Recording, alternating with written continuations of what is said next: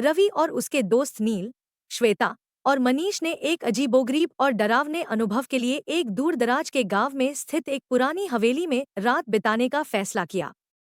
गांव के बुजुर्गों के अनुसार हवेली में एक लाल दरवाजा था जो कभी नहीं खुलता था और कहा जाता था कि उस दरवाजे के पीछे एक भयानक रहस्य छिपा हुआ था। रवि और उसके दोस्तों ने इस चुनौती को स्वीकार किया और एक शुक्रवार की रात उस हवेली की ओर निकल पड़े।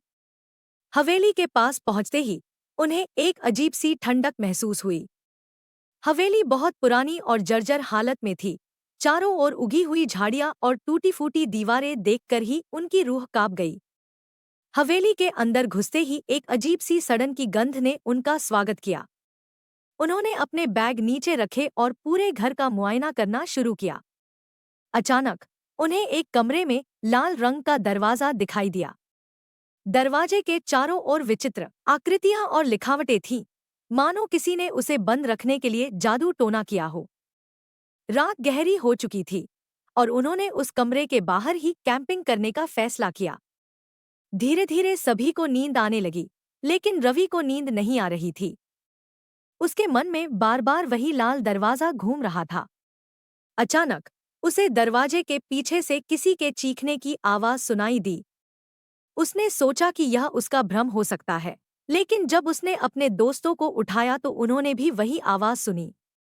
सभी ने हिम्मत जुटाई और दरवाजे के पास गए।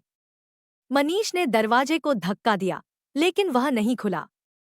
श्वेता ने दरवाजे के चारों ओर की लिखावट को ध्यान से देखा और कहा, यह तो किसी प्राचीन भाषा में लिखा हुआ लगता है।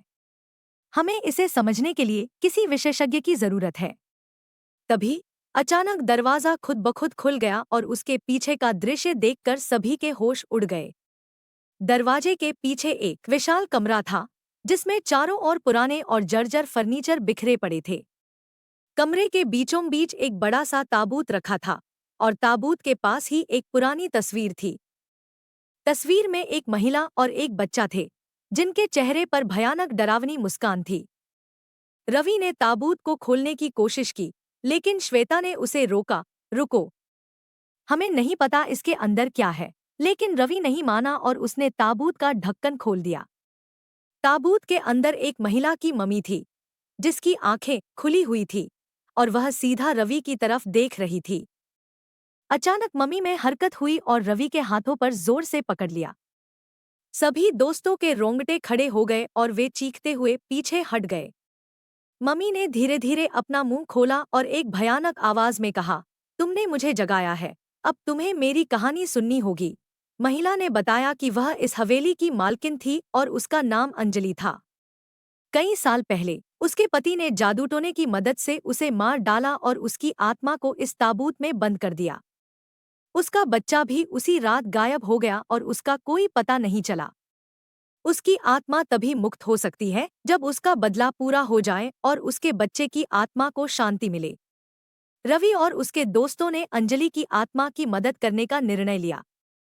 उन्होंने गांव के पुजारी से सलाह ली और तांत्रिक विधियों के जरिए अंजलि के पति की आत्मा को हवेली में बुलाया।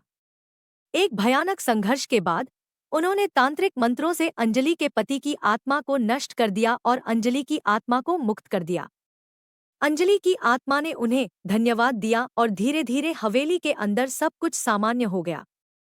रवि और उसके दोस्तों ने इस घटना को जीवन भर याद रखा और इस अनुभव ने उन्हें सिखाया कि कभी-कभी भूत प्रेत की कहानियों के पीछे सच में कुछ न कुछ रहस्य छिपा होता है।